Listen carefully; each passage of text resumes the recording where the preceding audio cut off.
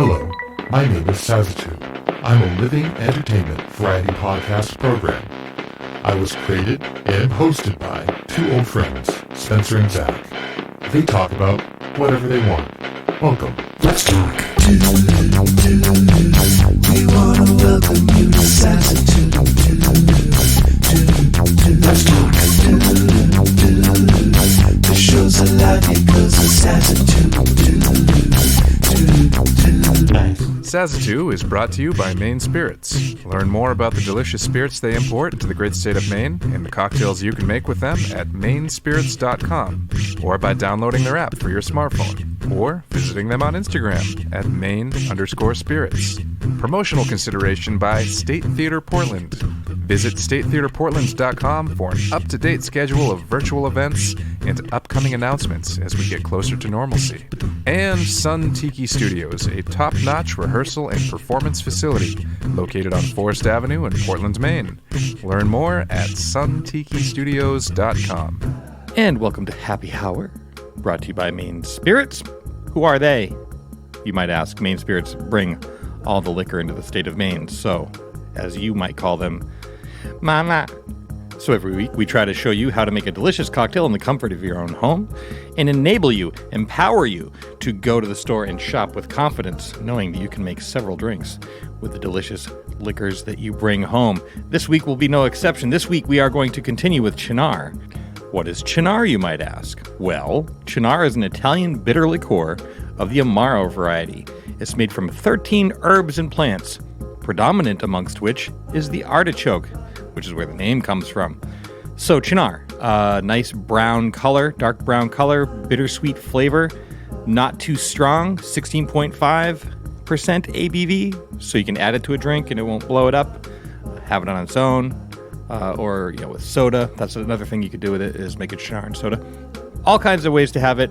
We're going to teach you a new way today called the Bitter Giuseppe. Let's get our tools together. We'll need a shaker, strainer, bar spoon, jigger, and a paring knife. And we're going to put this all into a rocks glass, so have that handy as well. For ingredients, we'll need Cynar, sweet vermouth, fresh lemon juice, and orange bitters. Let's build it. In a shaker full of ice, add 2 ounces of Cynar, 1 ounce of sweet vermouth, a ½ ounce fresh lemon juice, and 6 dashes of orange bitters. Stir until cold and strain into a rocks glass with ice, and then garnish it with a lemon twist. Let's take a sip. The Bitter Giuseppe. You heard it here fifth, folks. You can learn more about Cynar and this drink at mainspirits.com. You can download their app for your smartphone, which is a smart move because it's a wealth of information. What to get, where to get it, and what to do with it. And if you want, you can follow them on Instagram at Maine_spirits. But regardless of where you follow them and how you get your information, we want you to drink deliciously and responsibly. And now on with the show.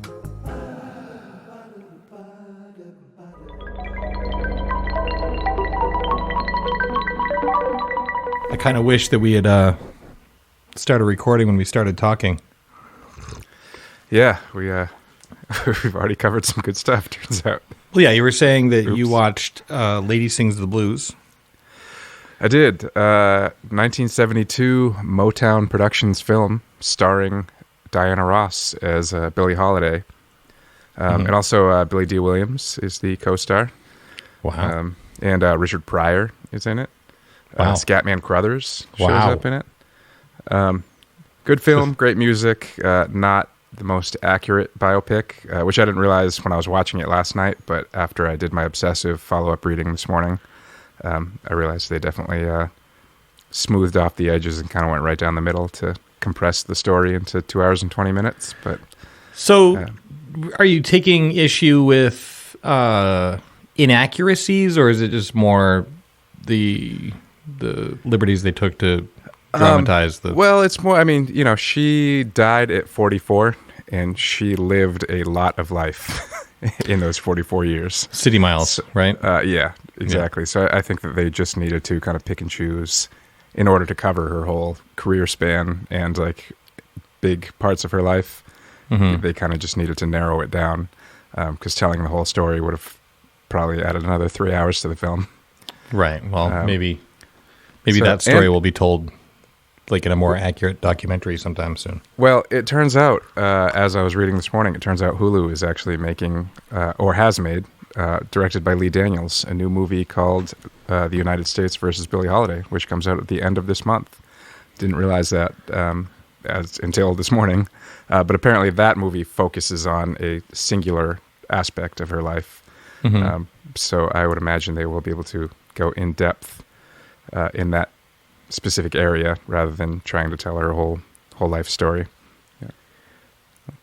I know tragically very little about Billie Holiday, but I believe that, I mean, beyond her talent, that's apparent. But what I gather, her life was kind of tragic, and there's like a lot of substance abuse stuff. Is that? That is correct. Okay. Yeah, I mean, I saw Lady Sings the Blues for the first time about 20 years ago now, maybe a little less. And I knew nothing about her before then, and everything I knew about her after that was from that movie. Mm-hmm. So it really wasn't until today that I actually had a more wider scope of her life. But yes, substance abuse definitely plays a huge part of her story. So you were today years old when you found out more about Billie Holiday? That's correct. As the folks say on the internet. And we're on the internet, so it's a perfectly appropriate place to use that term. I find it best to speak in internet-based terminology that will undoubtedly be... Well, first of all, if I'm hearing about it, it's already too late. Yeah. It's already passed. Yeah, we're at that, like, even though neither of us are dads, we are like at the dad age. Oh, 100%. It's just, yeah, we're a couple steps out of touch with what the cool kids are doing at this point. Yep, I've almost got flossing down, so that's good.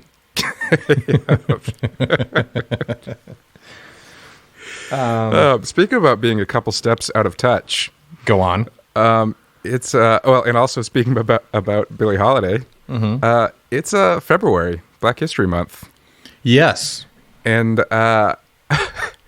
still, after all of these years and being a black person in the United States, whenever February rolls around, I think, oh, Valentine's Day is this month. Mm-hmm. And even, when you first brought it up, like, it's Black History Month. Should we do something for Black History Month? I was like, oh, yeah. I mean, I didn't think about it. It's weird that is a thing that has been around my whole life, and I've had mixed thoughts and feelings on based on my exposure to, how it has impacted my education. And still, here we are. All I'm thinking about is like, I wish I had a Valentine to send a card to.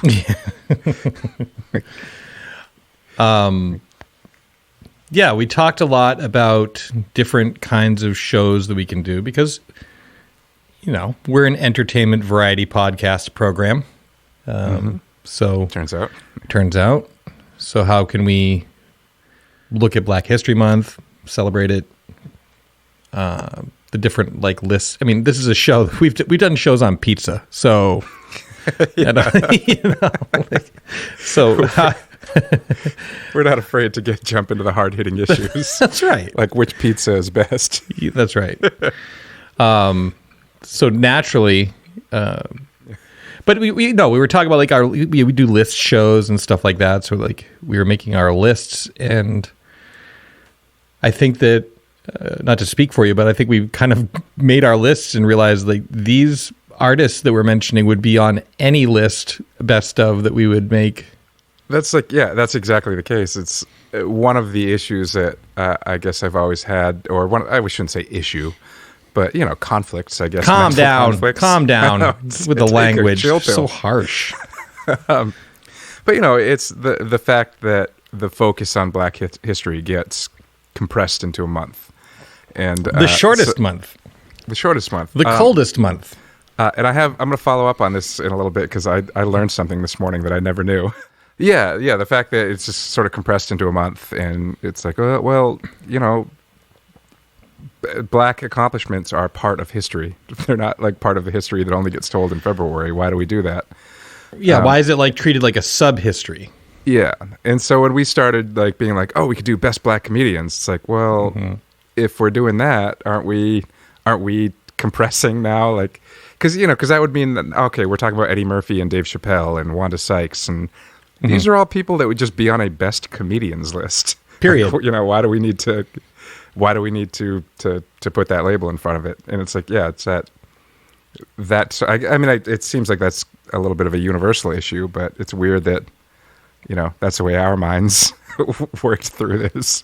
Well, with any cause, let me pre-apologize for any janky language that I use in this dissertation. Same here. Okay, good. Very good. Actually, sorry, can I say one thing before you get into your janky language? But of course. I think what makes you and I having a discussion about this interesting is that essentially we have lived very similar lives. We're both grew up in York, Maine, both went through the York school system, both have parents that are still married, both, and both have the same middle name. But the same middle name, that's right. And I mean, and in the past, 20 plus years, like we've been very much connected, even, before our spiritual connection before that. So it's the only difference that in our perspectives really that we have looking at this is our skin color happens to be different. But you were about to drop some janky language, so go on. Well, no, I think that with any issue or cause, and that was the word I was like, is it not really a cause? But it starts somewhere. You start to generate attention for the underseen somewhere. Like so like on one hand, I'm reticent to I'd be reticent because, well, first of all, I don't know if you knew this, Zach, but I'm white. What? So it's true. I know. You all these years you thought I was actually translucent because I'm so right. white you can see through me. I thought you were just a walking bag of organs. A walking heart from a mile away. Correct me if I'm wrong, please, but it was that you're wrong. Because we had we had a similar, as you noted, experience growing up. The difference being I'm translucent and you are black. So why don't we talk about what that was like and how Black History Month played into our upbringing? Even though you and I weren't in high school at exactly the same time, it was pretty close. Same teachers, I'm sure. Yeah. And so experientially, when did Black History Month land on your radar?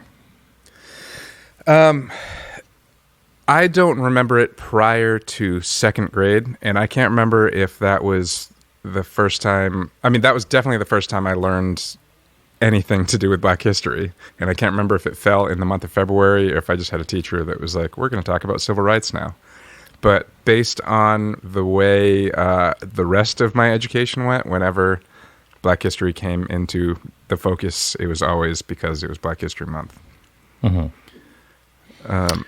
See, I don't remember it at all in school. At all. And I kind of had this confirmed by a classmate of mine, or somebody who was a friend of both of ours, who's a year younger than I, going into, history class or whichever, what was that class called? Social studies? I don't know. Yeah, I think you're right. Sure.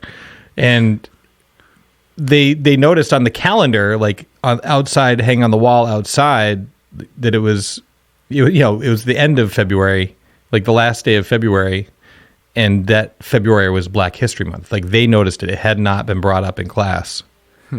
And they, being who they are, walked in and said, like, so, turns out February is Black History Month.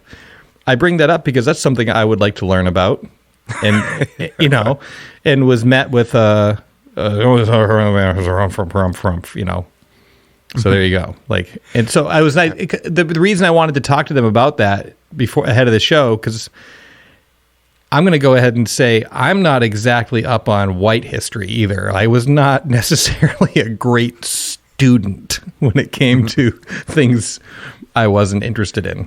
So basically I did really well in music and art class. Everything else was like, or whatever.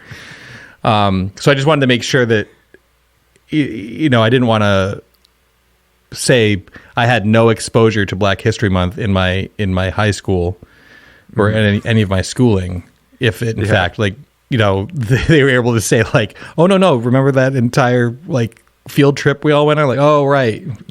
Yeah. You know. Well, I have very distinct memories of Black History Month, like early on. I mean, as I said, from second grade on, I think. Mostly because, and maybe this is why I've always had sort of a weird relationship to it, is that Black History Month was always the time that made me realize that that my skin color is different than all the other kids in the class. Like I never had any, I briefly had a black classmate in third grade. He wasn't in my like homeroom class, but that was it. And then I think he was like of the military family, kind of do a year here, move on, do a year somewhere else. So like I did for one moment have a black classmate. But you know, other than that, all white classmates, all white teachers. So it very much felt like what they did teach was like from the book. You know, it wasn't like, even though they were talking about the 60s generally, which was a time period that all of my teachers would have been alive and been, you know, probably teenagers or young adults. They couldn't teach any of it from a personal experience or like what, you know, any of that meant. It was just, this is what it says in the book, and I guess I kind of remember that from the news thing. But it always, like, when it came up, was the first time that I would feel like, oh, there's something about me that's different than all these kids in the class. And so I remember in second grade was the first time I ever heard about Rosa Parks and the civil rights movement and any of that. And I remember watching black and white footage of civil rights marches with people getting sprayed with fire hoses and, you know, dogs barking and stuff. And I just remember it making me feel, I mean, it should have made everybody feel uncomfortable, and I'm sure they did. But I just remember feeling like looking around and being like, I'm the only one in this classroom who matches the skin color of the people who are being sprayed with fire hoses and having dogs sicked on them in this video. I just remember that. And then third grade, also, there's a very specific memory when, first of all, every single year when February came around, all we talked about was the civil rights movement, and essentially Martin Luther King was where it centered around. And so I remember in third grade, we were all sitting on the floor of the classroom, and the teacher asked the students, you know, like, what are you thankful to Martin Luther King for, his accomplishments? And one of the kids said, you know, if it wasn't for Martin Luther King, Zach wouldn't be in the classroom with us. Like, he singled me out by name, you know, and I just remember like just being like, oh yeah, that's right. I'm the only one sitting here. How did that rub you? I mean, at the time I didn't really have, an understanding of racism at all.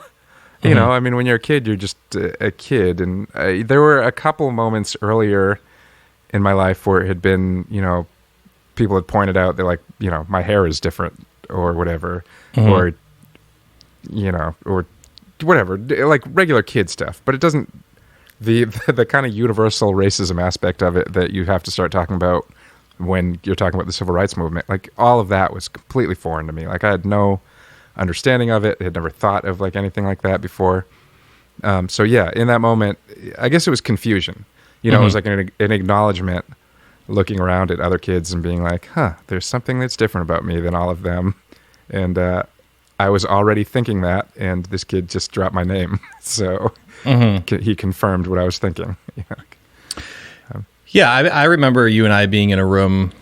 One of my memories I carry with me, I think about it all the time, but we went to Robert's Western World, you and I, down in Nashville, Tennessee, which, if you're unfamiliar, is kind of like, it's like Disneyland for country music. You know, it's probably not the real country, but certainly people who live in Nashville, they don't probably go there. You know? But you and I, being country music fans, were like, yeah, we want to go to the place with the, you know, the cold beers and the smoking hot country band up in the front window that's like playing great, singing great. But I realized at one point you were just like watching the show, just like taking it in, drinking your beer, and I started looking around, being like, "Oh wow." Like Zach is the black person here, and being of the friendship variety, I kind of like I'm taking the temperature of the room, like, because you and I have certainly like walked into bars before, i.e. when we pulled into Las Vegas, New Mexico. I wouldn't recommend it. Remember we found a bar to go in? Oh yes, wait. Was it called Las Vegas, New Mexico? Or was it another town? No, it was Las Vegas, New Mexico. And I remember. Yes, I remember. Yes, go on. Sorry. No, that's okay. We finally get a hotel room, and then is there like a watering hole? They're like, yeah, across the street. And we walked into that bar, and we all immediately walked out. So there's a situation where none of us were safe. Yeah, it was fucking terrifying. Yeah. Like just like cold, like like complete, like the jukebox stopped when we walked in. Well, I was thinking of that scene from Animal House when they go into the bar with all black people, and the band stops playing, and everybody turns around and looks at them. Yeah, and then they start playing. Everything starts up again, and they walk in. But it's like, I feel like I felt that from the other side of that multiple times. And, sure, that Nashville time was definitely one of them. So did you? I've been meaning to ask you. Did you feel that? Like, were you aware of that in the moment? Maybe not as much in that particular moment, because I feel like that is something that had probably happened to me a lot, so much before that I was just accustomed to it. Mm-hmm. I feel like I'm more aware of that when it happens now, especially because I play in country bands a lot and wind up in that thing where people come and talk to me after a show and be like, "How did you learn these songs?" I'm like, "Well, I listened to them and I learned how to play them and I practiced them and now I can play them." And they're like, "No, but I mean, like, how did you learn these songs?" Like, what do you mean? Like, well, you're not white, so like, yeah, you don't have to be white to enjoy country music. Did you do like the Eddie Murphy experiment? I'm playing this guitar solo. No, man. I should try that at some point. Let's see how that goes. But yeah, I think when that happened to us, I mean, that was when we were touring, especially early on. That was my first time really getting out into the country and into the world. And, I think growing up in Maine means that I was probably already in a lot of situations where I'd walk into a room and people would look, but I was just so accustomed to it that I didn't think about it. Wow. Like, you just kind of, that was normal. Exactly. Yeah. I became, I don't know, like I was only occasionally made aware of your blackness. You know what I mean? Mm-hmm. Like beyond like having eyesight and seeing that we look different, but because I feel like you and I are so often just engaged in our nerdery, that like the world kind of fades into the background anyway. Mm-hmm. But definitely that Nashville time was one. In my experiences touring before you and I started touring, my takeaway from being in the Deep South, and forgiveness, please, for if you're listening in the Deep South, I don't mean to make a blanket statement about everybody, but it felt like, wow, there's like, I can feel racism here. I can feel it. It's just like, it's in the air. It's like this din, which is probably like cumulative from, I don't know, seeing like rebel flags flying, or, the graffiti in bathrooms is a lot more harsh. That kind of stuff. It's that you mentioned that specifically because there, you hear a lot about the Southern hospitality and stuff like that. And when you're down there, it's 100% true. People are so nice and so friendly and so welcoming, that you're like, but then you walk into the men's room at the truck station or whatever, and you're reading the wall and just like, oh my God, that is the worst, most offensive thing I've ever read in my life. Murdered. Yeah. I'm just trying to pee here. But I had a couple experience, like just kind of feeling that down there, but also like we came from the same town. Like I knew a handful of not white people growing up. you know. But that said, I grew up on Sesame Street, so to speak, you know, and certainly like all of my pop culture I took in music, I guess specifically, really, it was, you know, a mixed bag, and I was equally influenced by white artists and black artists, I would say.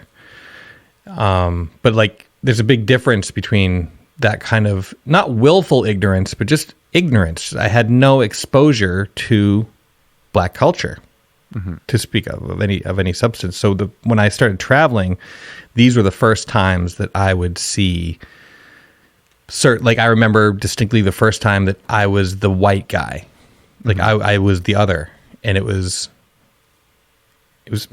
fine, you know, but it was just a first time, you know, like nothing happened, but I just, you know, like I was just walking down a street and all of a sudden it's like, wow, like I've never been the white guy in like all my situations. It's just, like, we're lousy with white guys. There's white guys everywhere. Yeah. You know? The thing is, even when I've been in that situation before, like I think of it kind of the same way, like, which is really strange, but, like I used to go, I didn't have a car in LA. I know that's unbelievable for people that know that, but Yeah. I used to go to the New Beverly Cinema to watch movies a lot, and you know, it's always a double feature, and so it would get out at, you know, 12:30 or whatever, and I'd have to wait till 1:45 or whatever for the bus to come, and I'd get on the bus, and it was all people that were getting out of working at restaurants or whatever in the area, and I would look around and just be like, there is not a single white person on this bus, you know, and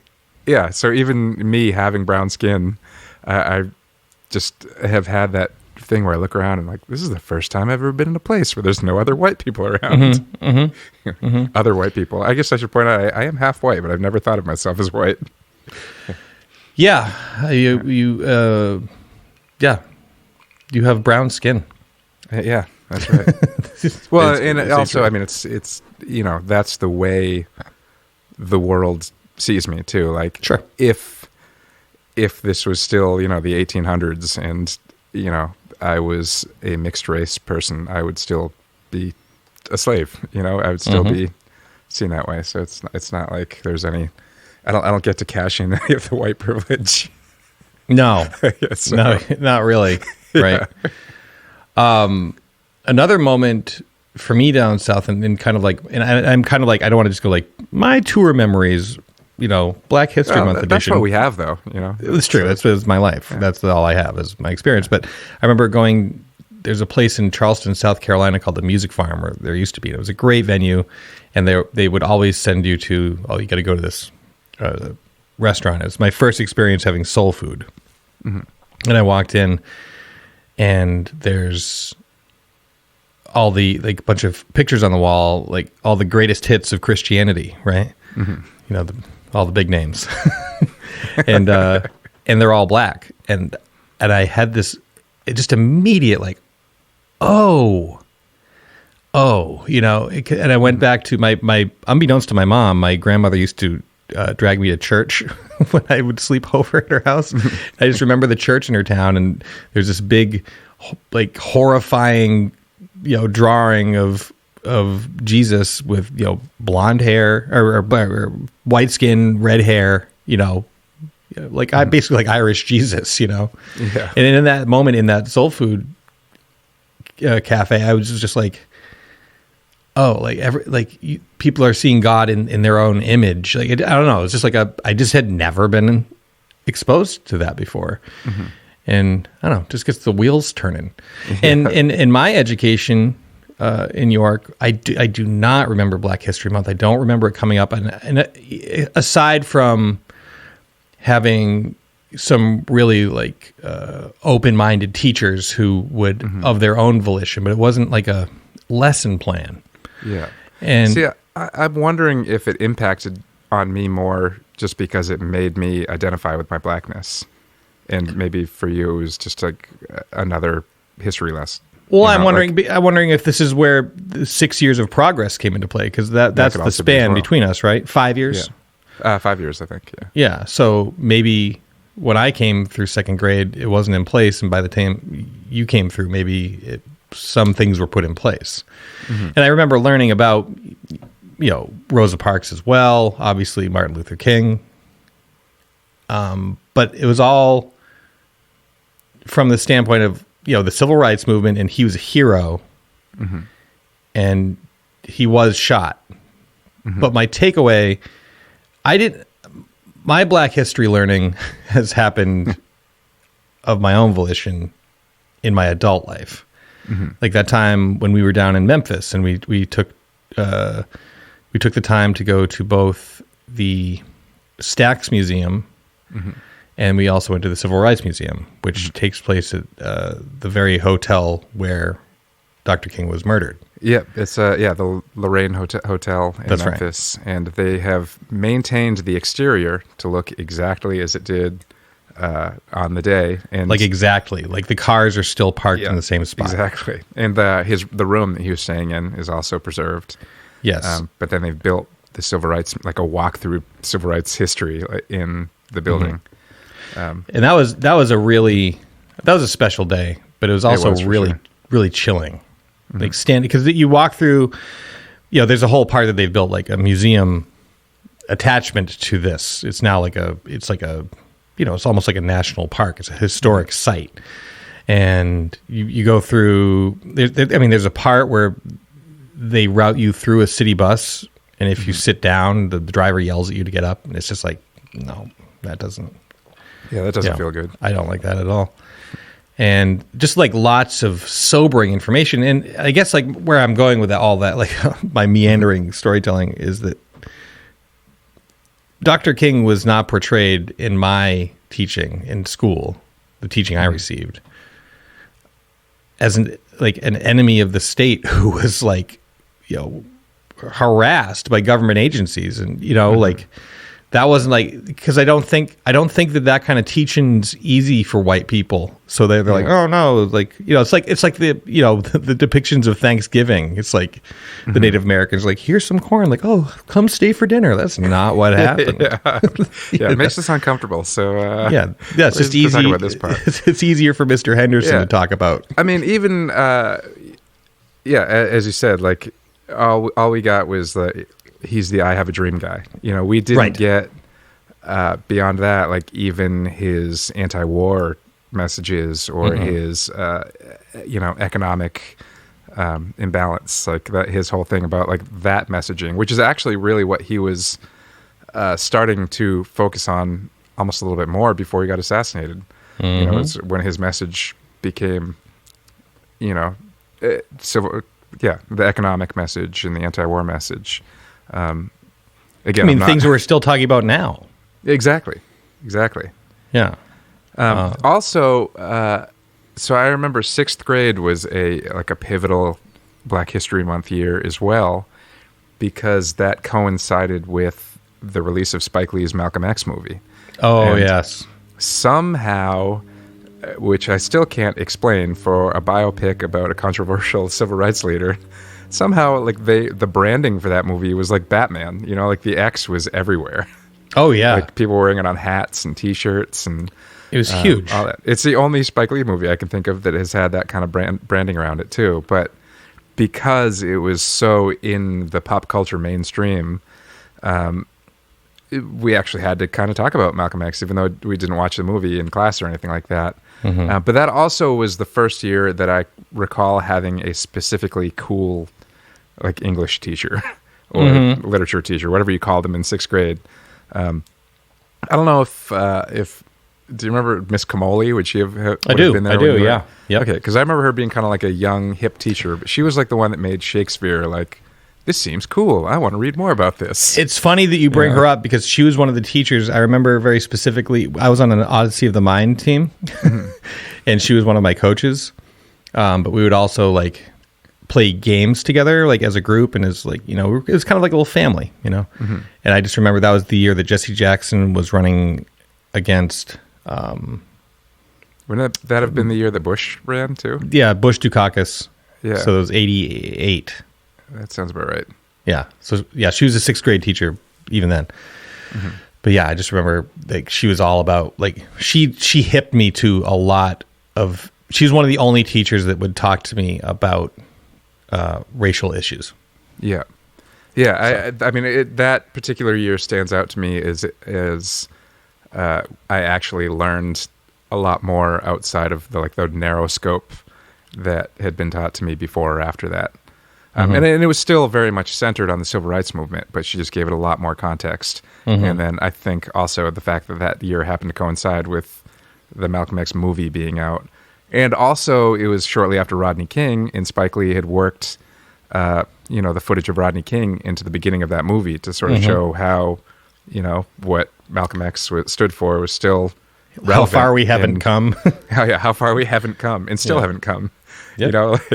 He could add more footage to the beginning of that movie that has happened since then that still ties into why this was, this is essential conversation. But I mean, just because previous to that, it was anything I'd heard about Malcolm X was just let's not talk about him. Let's talk about the I Have a Dream guy and focus specifically on the I Have a Dream part of it.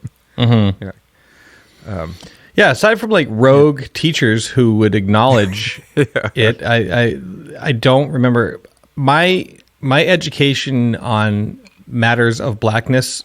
I would have to say Spike Lee occupies a large percentage of giving me that knowledge. I remember when Do the Right Thing came out, and it was I'd just never seen anything like it before, and just I think that he was able to take that clout that he got with that movie. I mean, that it made waves in a big way. Obviously, I'm not saying anything that's not just on the internet and known, but I don't know. I just remember that movie really impacting me a lot, and then he was able to take that clout and then really get behind Malcolm X, the branding. I think that was important. I remember seeing the X. What does it mean? Because the murmur was oh, you don't want to talk about Black Panthers and stuff like that, because they're touted as those organizations, these people, right? Where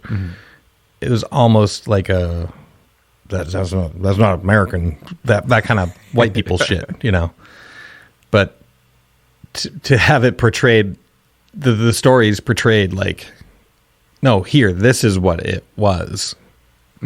Not through the same white lens that makes Thanksgiving the greatest dinner party you've ever seen, and just, rewrite after rewrite. I mean, even more recently, and an off topic totally, but learning more about World War II. We were taught World War II, and the Americans came in and saved the day. It's took care of business the way that Americans do. Light 'em up, boys. Who wants a hamburger? All right, we got this finished up. Let's go home. We saved. You're welcome, the French.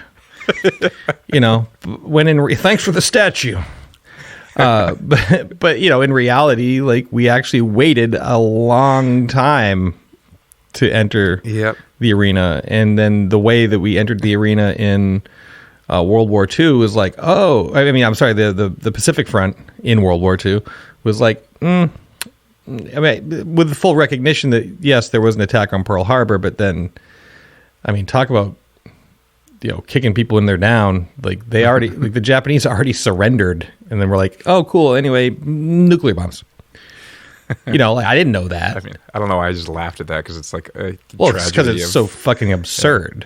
That's why. It's just that's not. I know you're not laughing at the tragedy, but just that. Why are we so? I don't know. Why can't we just teach things how they went down and let the lessons be learned from that? Well, it's fine. The way. So you mentioned World War II. I remember just recently watching, not recently, but within the past few years, Dunkirk, that movie came out. And I remember thinking about while I was watching it, oh, this is the first World War II movie that I can think of that I've seen. I mean, other than maybe Battle of Britain, something that takes place before the United States entered the war and shows all that was already happening. But also you mentioned Spike Lee movies, and those are all I had seen most of Spike Lee's filmography, with the perspective of this is a guy who's he's an essential filmmaker that I'm supposed to pay attention to, so I'll watch his movies. Mm-hmm. But really, it wasn't until, I mean, even this year, I think, coming home during quarantine, mm-hmm. His movie *Da 5 Bloods* came out on Netflix, and I watched that, and then it just kind of got me interested to go back and revisit his entire filmography. Yeah, I remember you talking about that, going down the rabbit hole. And all of those movies hit me in ways that I was seeing things that I just never, ever understood my first time through when I was watching them, in my early 20s. Right. Or before that, in some cases, like I'd seen Jungle Fever and Do the Right Thing and stuff like that when I was a teenager, mm-hmm. and didn't understand the weight behind the stories he was telling at all. And I didn't realize I wasn't understanding them until I watched them again recently. And it was just like, wow, mm-hmm. I didn't take any of that from those movies on my first viewings. Do you remember, again, like now 5 years between us is completely insignificant, but at the time, like when I'm 5 and you're 0, there are certain experiences not shared. But did Roots, the miniseries, did that have a place in your life? Yes and no. It was. I don't think I had seen it in its entirety until I was in my 20s. Mm-hmm. I remember it existing, and I remember it being a topic of conversation. I remember seeing Alex Haley's book mm-hmm. on a lot of bookshelves. Mm-hmm. I remember knowing that. Why am I blanking on Geordie LaForge's LeVar Burton? LeVar Burton, thank you. No, it's Geordie LaForge. Yeah, it's Geordie LaForge. Yeah, his historic role. Yes, I remember knowing that he was Kunta Kinte and having a mental image of what Kunta Kinte looked like in my head, mm-hmm. But having seen or understood the story, no, like that wasn't a part of my life until I sought it out in my 20s and mm-hmm. watched it from beginning to end. I still chalk that up as the first horror movie I've ever seen, and my parents showed it to me. Yep. It's to this day I can put myself in the scene. Mm-hmm. Because I grew up in a peace loving house. Like, mm-hmm. my mom's a card carrying hippie, mm-hmm. and it just I that's like the first time that the cruelty of man mm-hmm. really became clear to me. And I was really young, and I'm glad. I'm glad they showed it to me because it was important. But then it kind of wasn't until, as far as like my black experience as a white person, like taking in black culture, it's like Michael Jackson, and then scary Michael Jackson, aka Prince, and it's like a lot of like light pop culture. And I just remember there being a tidal shift, and this is why I bring up our years, our difference in years, because I remember when Do the Right Thing came out. In that period of time, there was like a tidal shift in what we were seeing and the conversation. And, now we're also talking about, mindful groups like Public Enemy hitting, and like Tribe Called Quest and De La Soul and all this stuff. And not that Tribe and De La like got into, they weren't as like forceful with their message. Spike Lee's pretty like direct. He's just like this. Yeah. He doesn't, he just kind of holds your head and look at Which is funny this. that I didn't take it in that way though when I watched it when I was younger, because he is like, here is what I'm talking about. It's right here. Mm-hmm. So the fact that I still somehow didn't see it makes me wonder, I guess kind of makes me understand the people that this makes me uncomfortable. I can't quite tell why, mm-hmm. but I'm angry at that Spike Lee for making me feel uncomfortable. That wasn't my personal takeaway. I bet it was a lot of people's takeaway, but mm-hmm. I just like, it was like a whole, this is also at the time too that, now on PBS where Wynton Marsalis is now mm-hmm. like one of the experts, that they're talking to, and it's not just like Alistair Cook and Masterpiece Theatre, There was just like a whole tidal shift in pop culture to what point, I remember like MTV was crushing at that point, and what was MTV Raps with Dr. Dre and Ed Lover? Yep. That was a daily thing to be watched. But just that period of time in between Do the Right Thing and Malcolm X, it really did shift the conversation, and I learned more about Black history from Spike Lee than I did from the teachers in my school. Yeah. And I don't I feel regret like I'm that. still learning more from Spike Lee than from any other person. Oh, for sure. But I think it's like it's only a shame because he's a great teacher for that.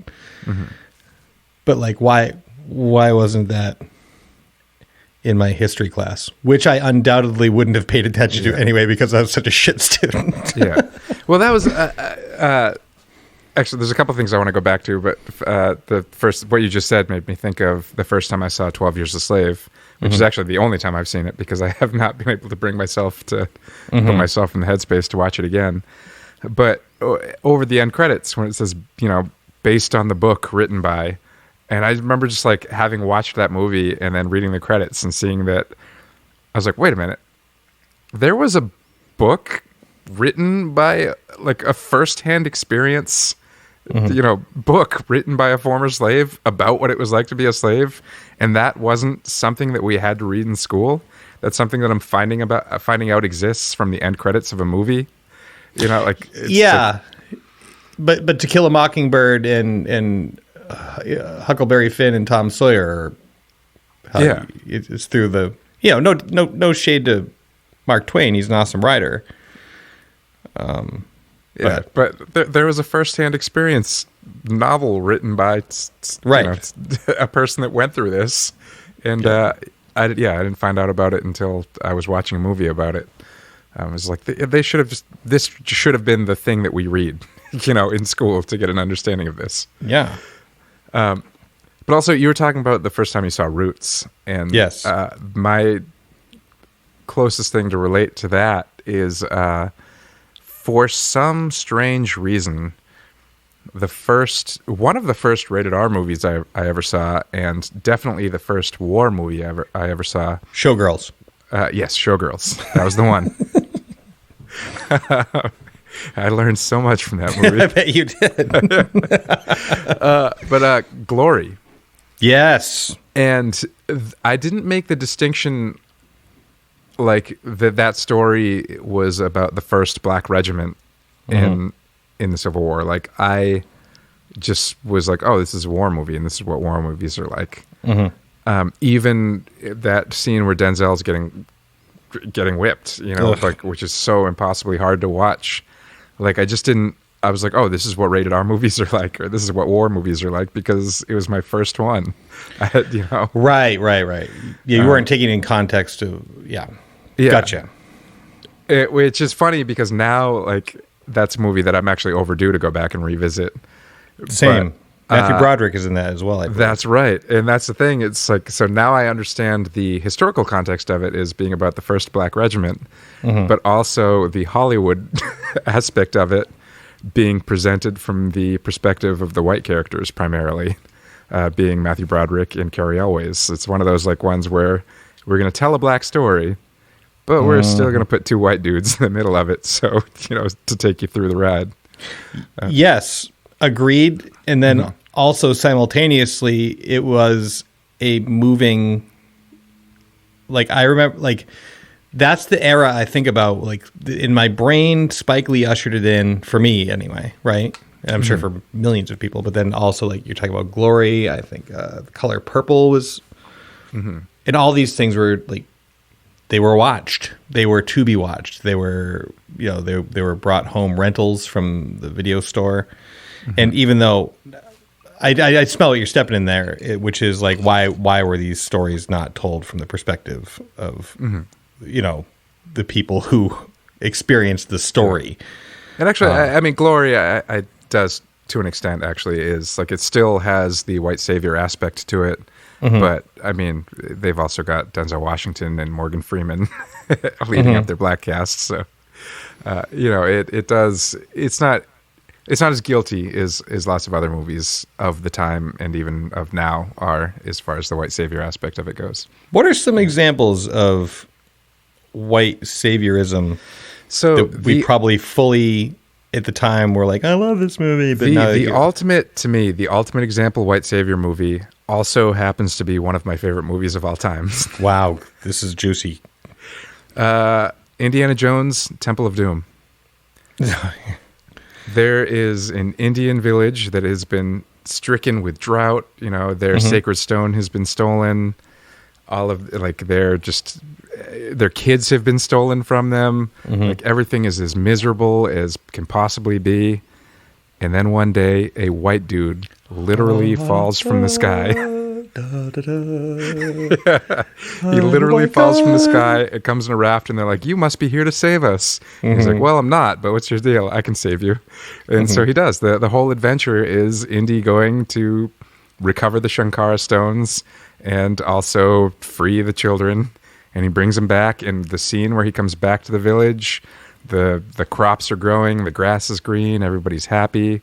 The colors that were all drab and dark at the beginning are bright and all that. And it's because a white dude showed up and saved all of these brown people.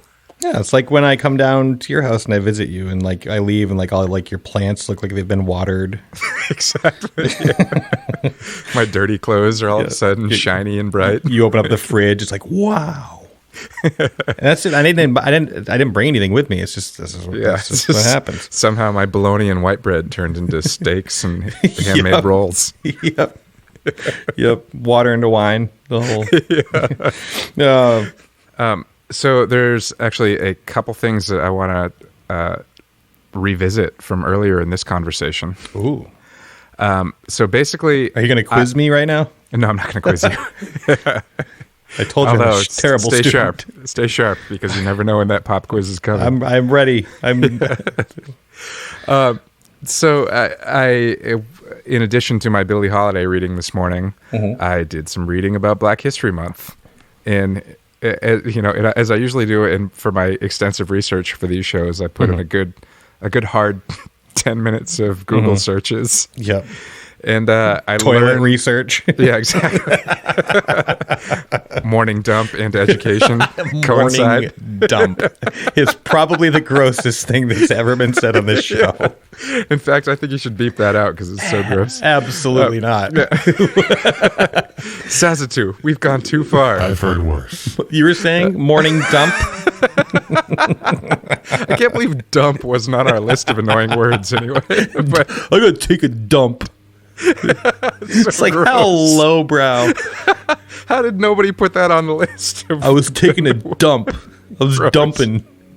Anyway, to get back to my right. reading of you Black were History you were saying Month. you were reading about Black History Month before we went down the rabbit hole. Yes, pooping. So, in my 10 minutes of Google searching Black History Month, I learned more about the history of Black History Month than I've ever known in my life. And I bring this up because when we were talking earlier in the conversation, and you mentioned February, shortest month, coldest month, all that. I, like you, presumably like you, I am sort of speaking by presumption, as I said, based on the fact that I guess I always assumed that Black History Month was a white construct. You know, yeah, because, they gave us a month, but it's the shortest month. It's the coldest month. Those bastards. They squeeze all our history into 1 month. Turns out Black History Month is not a white construct. And I will give you just a little bit more of that in a second. But also, there is a new philosophy out there, and I have not dug into it yet, but there's the whole anti-racism philosophy, and the author Ibram X. Kendi has a book, How to Be an Anti-Racist, which I bought for my parents for Christmas, partly so I can read it as well. Sure. But I have not yet. But I believe one of the anti-racist philosophies is that whole, when you make like assumptions about a power construct like that, in a way that is racist. like for me to assume that Black History Month was a white construct is like buying into that in a way is racist. I'll tell you more about that after I've read the book, but so far that is part of my understanding of the anti-racist movement. But okay, I'm going to give you, so this is an article from blackhistory.com. Sorry, but it's not blackhistory.com, it's just history.com, but it's an article about Black History Month. It's very short, so I just want to read it real quick because it does sum up all of those things that I did not know Into it. until this morning. Black History Month, well, okay, the first sentence we do know. Black History Month is an annual celebration of achievements by African Americans and a time for recognizing their central role in U.S. history. Also known as African American History Month, the event grew out of Negro History Week, the brainchild of noted historian Carter G. Woodson and other prominent African Americans. Since 1976, every U.S. president has officially designated the month of February as Black History Month. Other countries around the world, including Canada and the United Kingdom, also devote a month to celebrating Black history. So first of all, I didn't realize that it's designated by the president every year. And also I didn't realize that other countries celebrate it or that it was created by Black people. So carrying on with the origins of Black History Month, the story of Black History Month begins in 1915, half a century after the 13th Amendment abolished slavery in the United States. That September, the Harvard-trained historian Carter G. Woodson and the prominent minister Jesse E. Moreland founded the Association of the Study of Negro Life and History, and an organization dedicated to researching and promoting achievements by Black Americans and other peoples of African descent. Known today as the Association of the Study of African American Life and History, the group sponsored a National Negro History Week in 1926, choosing the second week of February to coincide with the birthdays of Abraham Lincoln and Frederick Douglass. The event inspired schools and communities nationwide to organize local celebrations, establish history clubs, and host performances and lectures. In the decades that followed, mayors of cities across the country began issuing yearly proclamations recognizing Negro History Week. By the late 1960s, thanks in part to the Civil Rights Movement and a growing awareness of Black identity, Negro History Week had evolved into Black History Month on many college campuses. And President Gerald Ford, who in my mind just looks like Chevy Chase. I was told there'd be no math.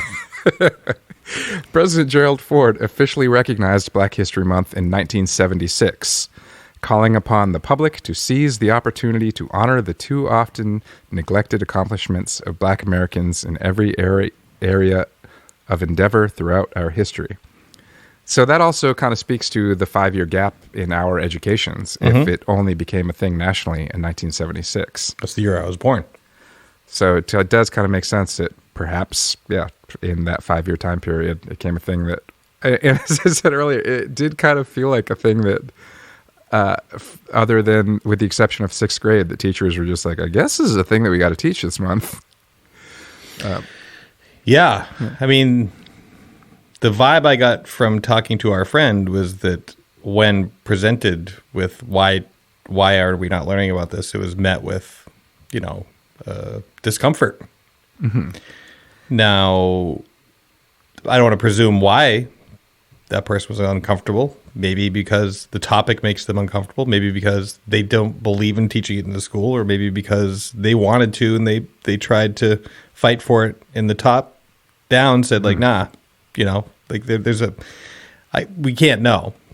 Yeah. But even so, that bill, not the bill, but it was recognized officially by the President of the United States in 1976. By the mid-90s, it was still not a prominent part of my teaching. And then another thing I wanted to... In York. that stuck out to me was... so I read the whole Wikipedia article as well, but I just want to reference one paragraph because we were talking about also touring down south, and just there are places that you go in the South where... It's like, is anybody around here aware of the fact that the Civil War is over and they lost? Yeah. Yep. So this is, I'm going to try to sum this up from my own memory. I'm not reading anything right now, but I just learned about this recently, like, learning about the Electoral College and like how all of that shit works. Apparently this happened, but my retrieval of it may be a little messed up. So look it up. But I believe it was the election of 1876, the year Rutherford B. Hayes was elected president.